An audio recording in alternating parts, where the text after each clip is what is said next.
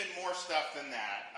But I think the point is anything I tell you I'm going to do, you can take it to the bank. When I get into office, I'm going to follow through. I don't make hollow promises.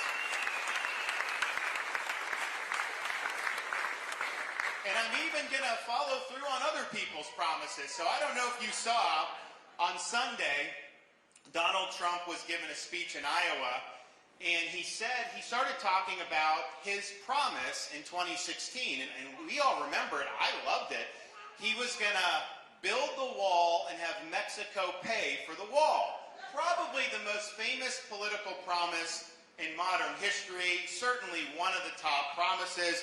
And he would get lampooned by the media at the time, like, oh, you don't really mean it. He'd go out and say, no, I mean it, all this stuff, and you have all the clips and everything. And obviously that didn't happen. We know that didn't happen.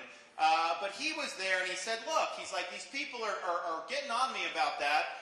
But there was never any legal mechanism where I could make Mexico pay for the wall. It wasn't possible to make Mexico pay for the wall. And he starts saying all this. I'm like, wait a minute. You said that for years, and now you're saying that you never intended to do it, that it was there. But here's the even worse part.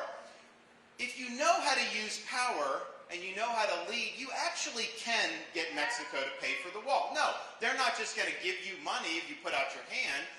And so I will make Mexico pay for the wall by doing this. We are going to charge a fee on all remittances that are sent from the United States to Mexico or any of these other countries. It'll be billions of dollars. And we will use it to build the wall. I will get it done. So, you know, when you do 100% of your own promises, you can fulfill other people's promises too. So we are going to do that. You can take it to the bank. The remittances are going to pay for the wall, and we'll get it done where he was not able to do it. But I think that the issue is, and then so all of that happened, and you know, everything I did in Florida, people were saying, oh, you can't do that, you can't do that, the media's going to get mad at you, the left's going to get mad at you, and of course they did.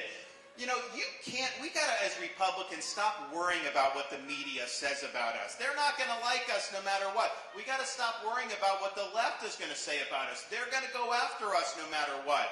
And so if I did my job based on trying to avoid them coming after me, I would be paralyzed. I wouldn't be able to do anything. They have a spasm every time I get out of bed in the morning. That's just the nature of it.